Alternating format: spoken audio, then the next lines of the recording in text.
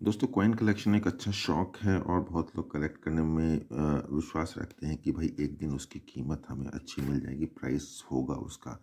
तो यहाँ पे ये आज का जो वीडियो है वो उसी बारे में है कि हर कॉइन जो थोड़ी रेयर लगती है, जिसमें किसी की पोर्ट्रेट बनी है, कुछ बनी है, तो हर कॉइन कीमती नहीं होता और उसकी कीमत नहीं मिल जाती है। जैसे कि ये वाला कॉइन आप देख रहे हैं, आचार्य तुलसी वाला कॉइन जो मुझे सर्कुलेशन से मिला। तो मैं भी वैसे कोई प्रोफेशनल कलेक्टर नहीं हूँ, लेकिन जो अच्छे कॉइन मिलते हैं उनको मैं रखता हूँ और अपने कलेक्शन को बढ़ाता हूँ। तो ये आचार्य तुलसी के जन्मशती का जो है कॉइन है।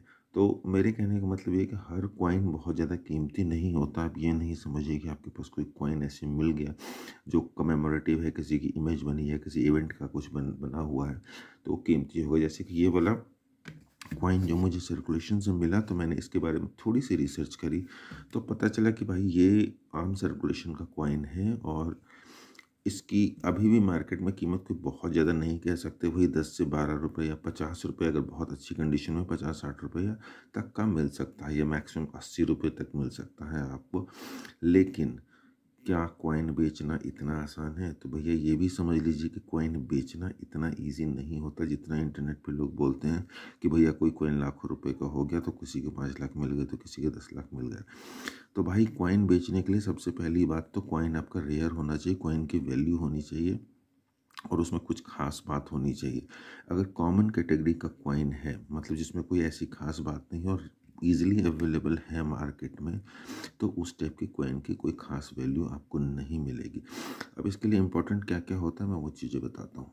तो कॉइन में तीन चार चीज़ें बड़ी इंपॉर्टेंट होती है। सबसे पहला तो भाई साहब उसकी कंडीशन होती है ऑफ कोर्स, और उसके बाद एक होता है मिंट मार्क। मिंट मार्क यानी कि वो जो कॉइन है वो कहाँ पे बना है, कौन से मिंट में बना है। तो भारत में 4 मिंट हैं, कोलकाता, मुंबई, हैदराबाद और नोएडा। उसके बाद कुछ फॉरेन मिंट के भी कॉइन होते हैं। तो आपको नॉर्मली ये जो इमेज होती है यहाँ पे नीचे आपको मिंट मार्क मिलेगा। यहाँ पे आपको मिंट मार्क मिलेगा, जहाँ पे डायमंड मार्क होता है, स्टार मार्क, नोएडा मार्क, एक डॉट वो होता है। जब कोई मार्क नहीं हो तो कोलकाता मिंट का माना जाता है। तो मिंटेज काफ़ी इंपॉर्टेंट होती है किसी भी कॉइन की वैल्यू को डिसाइड करने पर। और उसकी कंडीशन कैसी है कॉइन की, वो भी काफ़ी इंपॉर्टेंट होता है।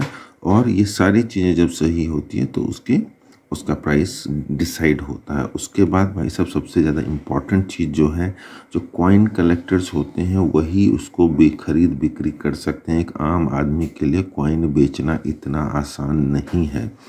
और एक्चुअली आपको जो एग्जीबिशंस वाले होते हैं वहाँ से आपको कांटेक्ट करना होता है, एग्जीबिशंस अटेंड करने होते हैं। आपको ख़रीद बिक्री करने के लिए बहुत सारे ऑर्गेनाइजेशन होते हैं, उसके मेंबर बनने पड़ते हैं। मेंबर बनने के कुछ क्राइटेरिया होते हैं, क्राइटेरिया फुलफ़िल करोगे तभी आप बेच पाओगे।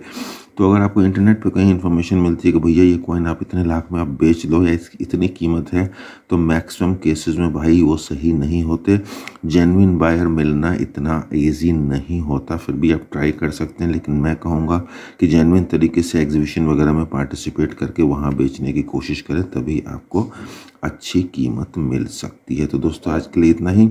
Thank you for watching. Coin वगैरह के जो ऐड होते हैं कि 5 लाख का 10 लाख का कॉइन मिल जाएगा, इस टाइप के ऐड से, इस टाइप की जो प्रोपेगेंडा होता है उससे थोड़ा बच के रहिए। अगर आपको रियल में आपकी कॉइन की रेयरिटी लग रही है, बहुत रेयर है कॉइन, तो प्रोफेशनल कॉइन कलेक्टर से उसको इवेलुएट करवाइए, उसके बाद उसे प्रोफेशनल तरीके से बेचने का ट्राई कीजिए। आज के लिए इतना ही। Thank you for watching.